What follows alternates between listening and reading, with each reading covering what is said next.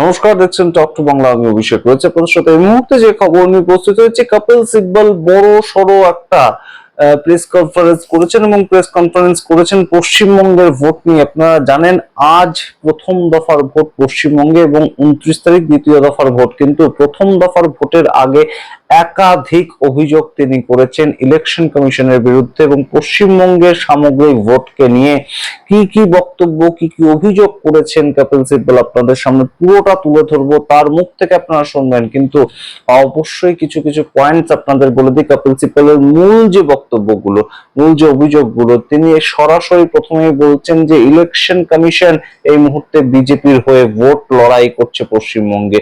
খুব গুরুত্বপূর্ণ বক্তব্য। তার কারণ হিসেবে তিনি কি কি বলছেন, যত পরিমাণ সিআরপিএফ এই মুহূর্তে পশ্চিমবঙ্গে রয়েছে সেটা জম্মু অ্যান্ড কাশ্মীর সেখানেও পর্যন্ত থাকে না। ভারতবর্ষের কোন স্টেটে ভোট লড়াই করবার সময়, ভোট সংগঠিত করবার সময় এত পরিমাণ সিআরপিএফ জওয়ান থাকে না। সেটা এই মুহূর্তে পশ্চিমবঙ্গে ডিপ্লয় করা হয়েছে। তার সঙ্গে তার অভিযোগ, এই মুহূর্তে 5,000-এরও বেশি মানুষ একদম এক একবার করে ট্রেনে করে নিয়ে আসা হচ্ছে সুরাত থেকে। এই অভিযোগ বারংবার গতকাল থেকেই আসছিল এবং কপিল সিব্বল নিজে সেই বক্তব্য রেখেছেন যে সুরাত থেকে ভারতীয় জনতা পার্টি নিজেদের ভোটার নিয়ে আসছে এবং যারা সরাসরি ভোট দেবে পশ্চিমবঙ্গের ভোটার লিস্ট অনুযায়ী। এবং তারপর সঙ্গে তার বক্তব্য যে যেভাবে এসআইআরটা হয়েছে এখনো পর্যন্ত 27 লক্ষ মানুষের নাম কাটা গিয়েছে। ট্রাইব্যুনাল ঠিক মতন কাজ করছে না, সুপ্রিম কোর্টের রায় মানতে চাইছে না ট্রাইব্যুনাল। সেই সমস্ত বিষয়গুলো যেভাবে সংগঠিত হচ্ছে, তার পরবর্তীতে ভোটার লিস্টে যেভাবে একদম সরাসরি আটকানোর চেষ্টা করা হচ্ছে ভোটারদেরকে, এবং টিএমসির ভোটার যে সমস্ত জায়গায় বেশি সেই সমস্ত জায়গাতেই মূলত ভোটার লিস্টে একটা এই ধরনের ডিসক্রিপেন্সি তৈরি করা হচ্ছে। সেই জায়গাগুলোকে কিন্তু একদম খুব গুরুত্বপূর্ণভাবে পয়েন্ট আউট করেছেন কপিল সিব্বল। আপনারা পুরো বক্তব্যটা শুনুন এবং অবশ্যই আপনারা বোঝার চেষ্টা করুন এই মুহূর্তে পশ্চিমবঙ্গের ভোটটাকে সম্পূর্ণভাবে ক্যাপচার করতে চাইছে ইলেকশন কমিশন এবং সেটা করতে চাইছে ভারতীয় জনতা পার্টির হয়েই। তেমন বক্তব্য রেখেছেন কপিল সিব্বল। এবং কপিল সিব্বলের বক্তব্যের অন্য আরেকটা গুরুত্বপূর্ণ দিক আপনারা লক্ষ্য করবেন যে একদম সম্পূর্ণ ভারতীয় জনতা পার্টির যত নেতা, সেটা প্রধানমন্ত্রী হতে পারেন, স্বরাষ্ট্রমন্ত্রী হতে পারেন, প্রতিরক্ষা মন্ত্রী হতে পারেন, কিংবা বিভিন্ন রাজ্যের চিফ মিনিস্টাররা, যোগী আদিত্যনাথ থেকে হেমন্ত বিশ্ব শর্মা, তারা প্রত্যেকেই এই মুহূর্তে সরাসরি চলে এসেছেন পশ্চিমবঙ্গে ভোট প্রচার করতে।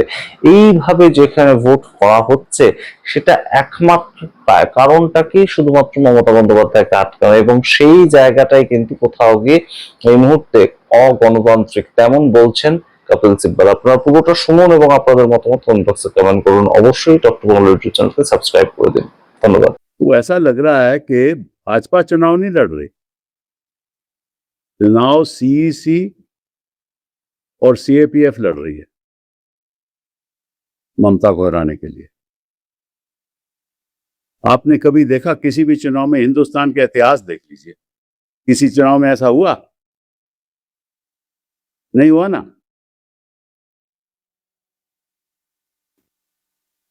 और 27 लाख वोटर, जिसमें से कई जेन्युइन वोटर होंगे, वो अपना वोट नहीं डाल सकते।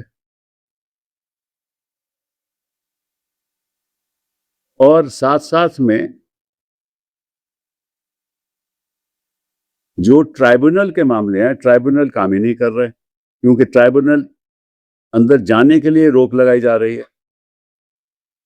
वहां जो सिक्योरिटी खड़ा है वो कहता है जब समन्स आएगा तभी हम तुम्हें जाने देंगे। उसके पास दस्तावेज हैं, बर्थ सर्टिफिकेट है, लेकिन जाने नहीं दे रहे। तो ये किस किस का चुनाव है? भाजपा जाने के लिए चुनाव है? चुनाव में पार्टियां चुनाव लड़ती हैं, सरकार चुनाव नहीं लड़ती।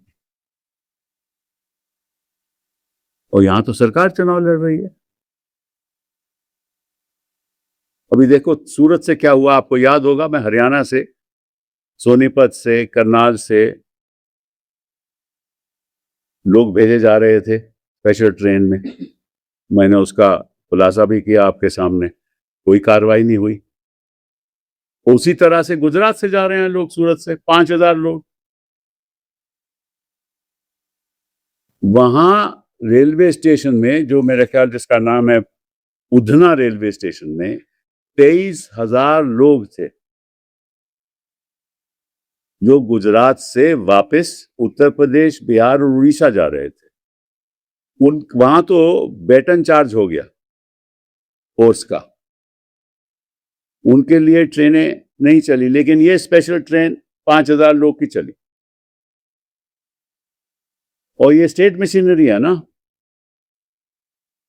अगर रेलवे विभाग भाजपा के लोगों को स्पेशल ट्रेन में भेज रहा है तो अपने आप में violation of code of conduct है। लेकिन कौन सुनेगा? इलेक्शन कमीशन तो इनका वैसे ही चुनाव लड़ रही है, तो इलेक्शन कमीशन तो सुनेगा नहीं और कोर्ट में कोई जा नहीं सकता।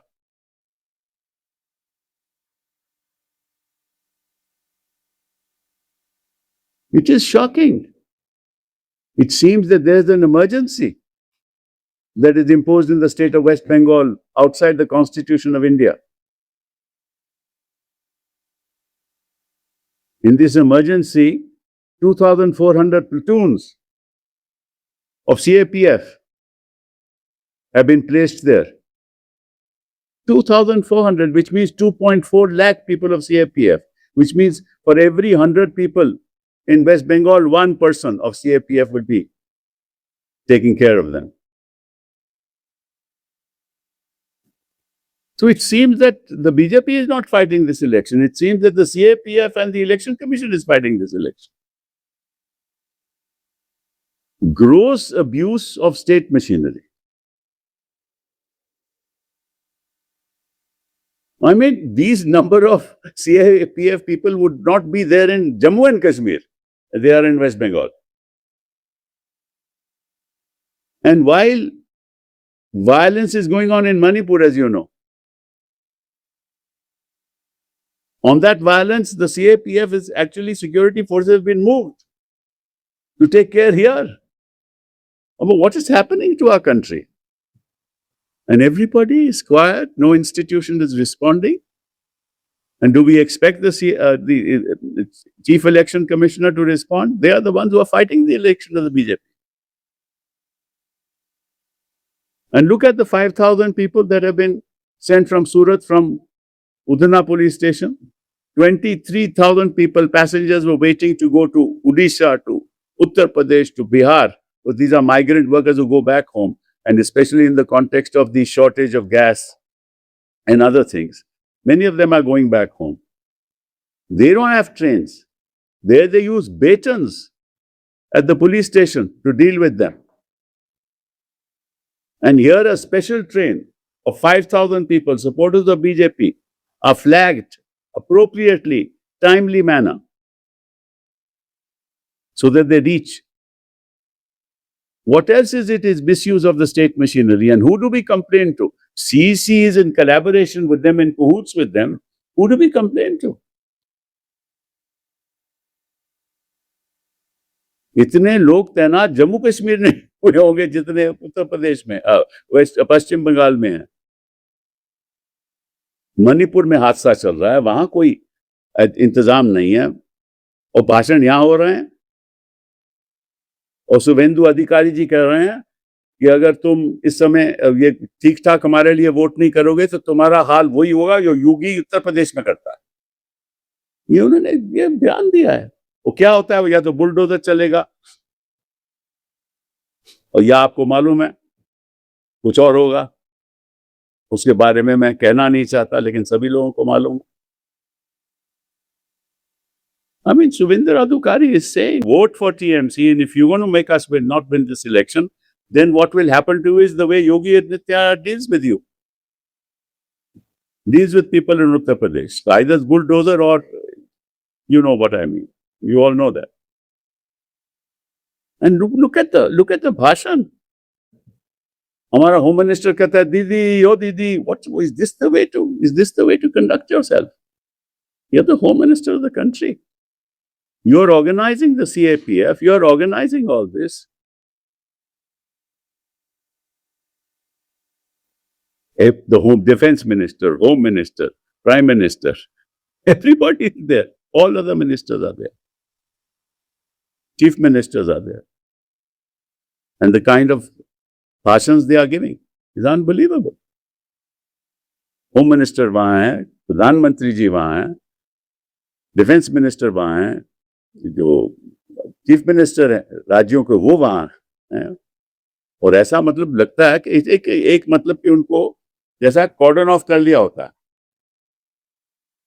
कभी होता था ना पुराने जमाने में, जब वर्कर मूवमेंट बड़ी स्ट्रांग होती थी तो एम्प्लॉयर को घर से बाहर नहीं आने देते।